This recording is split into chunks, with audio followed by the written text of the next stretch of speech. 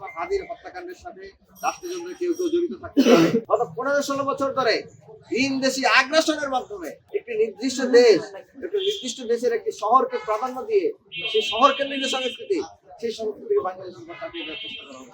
যতদিন রাষ্ট্র থাকবে, যতদিন বাংলাদেশ তরুণ কল্যাণ থাকবে, ততদিন ইনশাল্লাহ প্রতি বছর আমরা শহীদ শরীফ ওসমান হাদির স্মৃতিকে স্মরণ করে শহীদ শরীফ ওসমান হাদির স্মৃতি বইমেলা আয়োজন করব।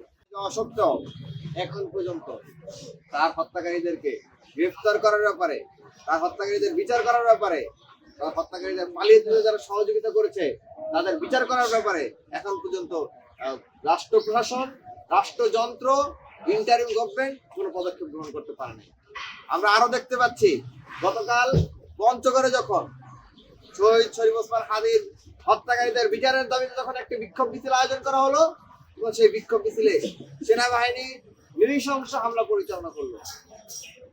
এটাকে প্রমাণ করে না যে শহীদ শরীফ ওসমান হাদির হত্যাকাণ্ডের সাথে রাষ্ট্রযন্ত্রের কেউ কেউ জড়িত থাকতে পারে।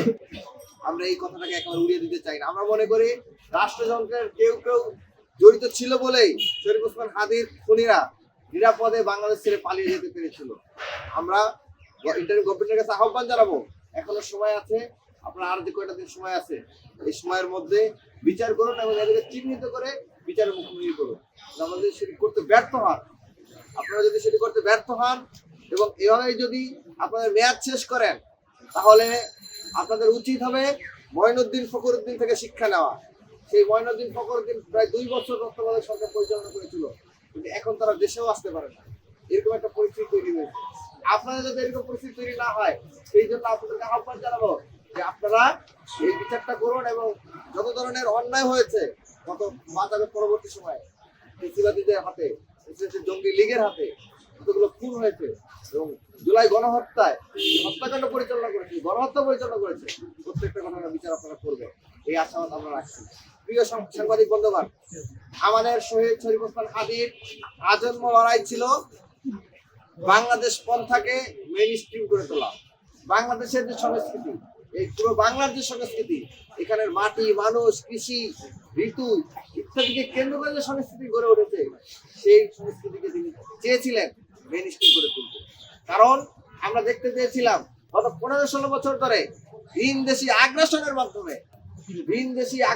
মাধ্যমে একটি নির্দিষ্ট দেশের একটি শহরকে প্রাধান্য দিয়ে সেই শহর কেন্দ্রিক সংস্কৃতি, সেই সংস্কৃতিকে বাংলাদেশ সরকার কাটিয়ে দেওয়ার চেষ্টা করা হবে। এবং বাংলাদেশের যে মাটির যে সংস্কৃতি, সেই সংস্কৃতিকে মুছে ফেলতে আপ্রাণ চেষ্টা চালানো হয়েছে। সেই জায়গা থেকে শহীদ শরীফ ওসমান হাদি 5 আগস্ট পর থেকেই বাংলাদেশের কেটে খাওয়া মানুষের যে সংস্কৃতি, সেই সংস্কৃতিকে তুলে আনার চেষ্টা করেছেন। আপনারা দেখেছেন তিনি এখানে নতুন একটা উদাহরণ সৃষ্টি করেছেন, মুড়ি বাতাসা বিতরণ করানো। এই ধরনের প্রত্যেকটা বিষয়, আর যদি আপনারা শবে মিরাজ বলেন, শবে বরাত বলেন, বা পয়লা বৈশাখ বলেন, নববর্ষ উদযাপন বলেন, প্রত্যেকটা ক্ষেত্রেই গ্রামীণ বাংলাদেশ স্বাতন্ত্র্যবোধ, সেই স্বাতন্ত্র্যবোধ তার আয়োজনের মধ্যে ছিল। সেজন্য তার চিন্তাকে বাঁচিয়ে রাখতে, বাংলাদেশের মানুষের সংস্কৃতিকে তুলে ধরতে এবং বাংলাদেশের সংস্কৃতির, বাংলা ভাষা ও সংস্কৃতির রাজধানী কলকাতার হাত থেকে ফিরিয়ে পুনরায় ঢাকার হাতে পুনঃপ্রতিষ্ঠা করার লক্ষ্যে শহীদ শরীফ ওসমান হাদির যে চিন্তা, যে আদর্শ, যে লড়াই, সেই লড়াইটাকে আমাদেরকে জিয়ে রাখতে হবে। সেই লড়াইটাকে জিয়ে রাখার জন্যই আমরা এই বইমেলাটা আয়োজন করতে যাচ্ছি। এই বইমেলা আগামী 18 জানুয়ারি থেকে আগামী 22 জানুয়ারি 5 দিন ব্যাপী টিএসসি পায়রাক্ষেত্রে বইমেলা অনুষ্ঠিত হবে। আপনারা জানেন, যখন ইতিহাস যদি আপনারা পর্যালোচনা করেন, তখন আপনারা দেখতে পাবেন যে যখন একটা দেশ আরেকটা দেশকে আক্রমণ করছে, বা একটা সাম্রাজ্য আরেকটা সাম্রাজ্যকে আক্রমণ করছে, তাদের প্রথম লক্ষ্যই থাকতো সেই দেশের লাইব্রেরি পুড়িয়ে দেয়। আপনারা দেখেছেন যখন বাগদাদ আক্রমণ করে ইংরেজরা, সেই বাগদাদের যেই লাইব্রেরি ছিল, সেই লাইব্রেরি যখন পুড়িয়ে দেয়, ফুরাত নদীতে ছাইতে ফুরাত নদী ভরে গিয়েছিল। এত পরিমাণ বই ছিল বলেই তো বাগদাদ থেকে একসময় দেশ পুরো বিশ্ব পরিচালিত। কিন্তু আমরা সেই বইকে ছেড়ে দিয়ে শুধুমাত্র মানে পড়াশোনা ছেড়ে দেওয়ার কারণে, জ্ঞান চর্চা ছেড়ে দেওয়ার কারণে, আমার নিজস্ব যে সক্রিয় সংস্কৃতি রয়েছে, সেই সক্রিয় সংস্কৃতি ছেড়ে দেওয়ার কারণে আমাদের দিন দিন আমাদের আসলে অধঃপতনের দিকে চলে গেছে। এবং আমাদের কালচার, আমাদের সামরিক শক্তি, আমাদের সব জায়গা থেকে আমরা নিম্ন স্তরে পৌঁছি। সুতরাং আমাদের এই জাতিকে পুনরায় ডেভেলপ করার জন্য হলো আমাদের এই জ্ঞান চর্চার ধারাবাহিকতাটা আরো অনেক বেশি গুণ বৃদ্ধি করতে হবে। আরো বেশি বৃদ্ধি করা যাবে। তো আশা করবো যে আমরা যে আয়োজনটা করতে যাচ্ছি বইমেলা, এই বইমেলাটাই এবার প্রথমবারের মতো অনুষ্ঠিত হতে যাচ্ছে। কিন্তু যতদিন ডাকসু থাকবে, যতদিন বাংলাদেশ তরুণ কল্যাণ সংগঠন থাকবে, ততদিন ইনশাল্লাহ প্রতি বছর আমরা শহীদ শরীফ ওসমান হাদির স্মৃতিকে স্মরণ করে শহীদ শরীফ ওসমান হাদি স্মৃতি বইমেলা আয়োজন করব। এটি প্রথমবারের প্রথম বইমেলা। আমরা মনে করি প্রতি বছরই এই বইমেলাটা অনুষ্ঠিত হবে। আর এবারের বইমেলাটা এমন একটা পরিস্থিতিতে অনুষ্ঠিত হতে যাচ্ছে, আপনারা জানেন যে বাংলাদেশে প্রতি বছর ভাষার মাসে একটি মাসব্যাপী আন্তর্জাতিক বইমেলা অনুষ্ঠিত হয়।